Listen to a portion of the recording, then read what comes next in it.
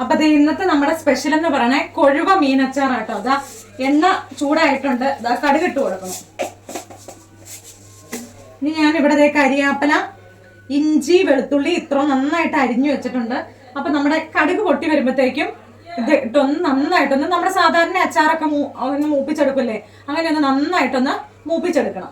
അപ്പൊ അതേ നമ്മുടെ കടുകൊക്കെ പൊട്ടിയിട്ടുണ്ട്. അതാ ഞാൻ മീൻ വറുത്ത എണ്ണ തന്നെയാട്ടോ എടുത്തേക്കണേ, അതാണ് മഞ്ഞച്ചിരിക്കണതാ.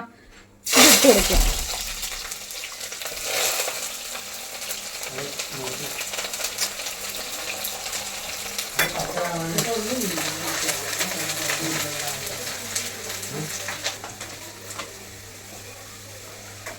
ഇഞ്ചി, വെളുത്തുള്ളി, കറിവേപ്പില ഇതെല്ലാം നന്നായിട്ട് മൂത്തിട്ടുണ്ട്. ഞാൻ പൊടികൾ ഇട്ട് കൊടുക്കുക. നമ്മുടെ സാധാരണ മുളക് പൊടിയായിട്ടാണ് ഞാൻ ഇട്ട് കൊടുക്കണത്. ഇനി കുറച്ച് മഞ്ഞൾപ്പൊടിയും കൂടെ ഇതിൽ ചേർക്കണം. ഓൾറെഡി നമ്മൾ മീൻ വറുത്ത് വെച്ചേക്കണേ കേട്ടതാ. ഉണ്ടോ, മീനൊക്കെ വറന്നിരിക്കണതാണ്.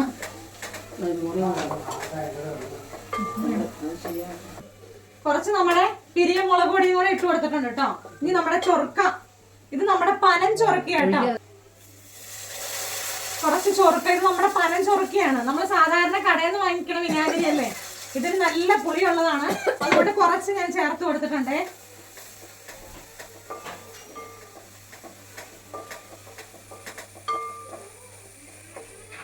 ഇനി നമ്മുടെ മീനങ്ങ് വേണ്ടോ, വറുത്ത് വെച്ചേക്കണ മീനങ്ങ് ചേർത്ത് കൊടുക്കുക. കണ്ടോ, മീനും കൂടെ ചേർത്ത് കൊടുക്കുവാണേ.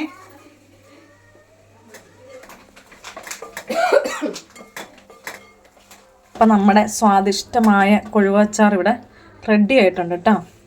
ഇത് ഇന്ന് തന്നെ എടുക്കാൻ കൊള്ളില്ല, ഇച്ചിരി ഉപ്പും പുളിയും ഒക്കെ പിടിച്ചിട്ടാണ് നല്ലത്.